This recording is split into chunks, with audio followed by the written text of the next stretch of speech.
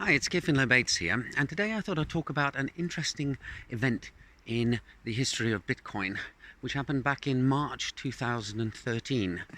The developers rolled out a new version, 0.8 in fact, and about two-thirds of the miners switched to it, but it was only after the switch that it was discovered that the changes made in the upgrade meant that 0.7 version miners were going to reject blocks mined by the 0.8 miners. So what happened was a hard fork. Suddenly there were two Bitcoin chains, and both of them were progressing at a fairly normal rate.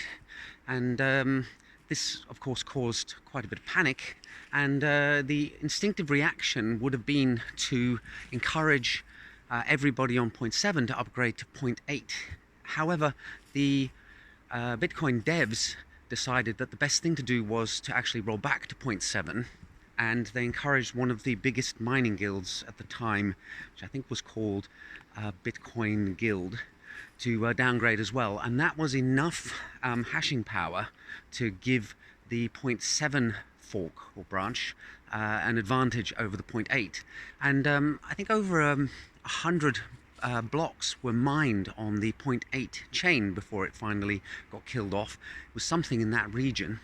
But I think what it illustrates is the fact that although we talk about blockchains such as Bitcoin being decentralized entities, the fact is that in this particular case, it was the Bitcoin devs and a significant mining pool stepping in that saved the day. And that is a very centralized activity. Now, it happens to have been for the good of the community, and it was, in hindsight, the right decision to make. But I think we have to remember that no matter how much we talk about decentralization and the benefits of not having a single entity in control, there are occasions where it's necessary for a group in power to step in to fix what could otherwise be a disastrous event.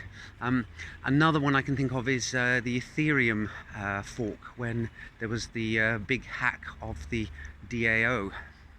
And there Vitalik Buterin and the other Ethereum devs decided to roll back Ethereum and undo the hack, and that ended up with a split in terms of Ethereum Classic and the new Ethereum, which is now considered the main chain of Ethereum. Again, a case of centralized activity on what is meant to be a decentralized system. So I'm still trying to get my head around exactly what the significance of all of this is, and we're now 5-6 years on, but I do think one of the takeaways is that decentralization is not always the answer. You can't just blindly say we're going to forge ahead with a decentralized system regardless of what happens. In those two cases, it did save a lot of people's bacon.